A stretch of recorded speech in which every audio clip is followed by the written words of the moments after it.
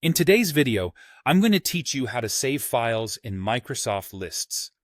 This guide is designed to lead you through the process with ease, whether you're a newcomer or simply refreshing your skills with this powerful tool. Let's get started. First, open your preferred web browser and search for Microsoft Lists. This platform is an integral part of Microsoft 365, allowing you to organize and track information seamlessly.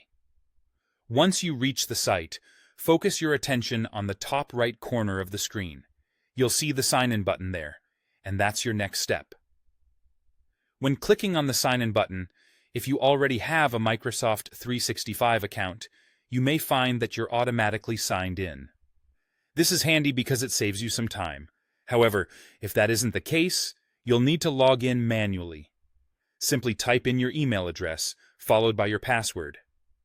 It's important to use your work or personal account connected to Microsoft 365, as this will ensure you have access to all its features. After successfully signing in, you'll find yourself on the main Microsoft Lists site. Now, your task is to locate the specific list that you want to save. Before proceeding, take a moment to double-check that you've got the correct list. This will prevent any unnecessary mistakes and ensure that you're working with the exact information you need. Once you've confirmed the list, glance above it where you will see the command bar. This is key to accessing different functionalities, including exporting options. On the command bar, look for and select the Export option. It's typically situated alongside other important actions you can take within the list. Selecting Export will provide you with choices on how to save your list.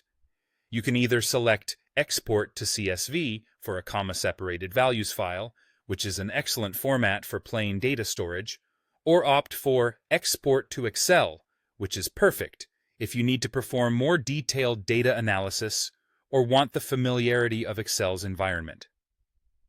Once you've chosen your desired export format, follow the prompts that appear on your screen. These steps will guide you in either opening the file directly or saving it to a location on your computer. It's up to you to decide what works best for your workflow. Keep in mind that saving the file allows you to have a copy you can reference anytime you need, without the necessity of an internet connection. By following these steps, you've successfully saved your file from Microsoft Lists. This easy process ensures your data is both safe and accessible, simplifying your workflow and enhancing productivity. Thanks for joining me in this step-by-step journey. Be sure to like and subscribe for more helpful tutorials.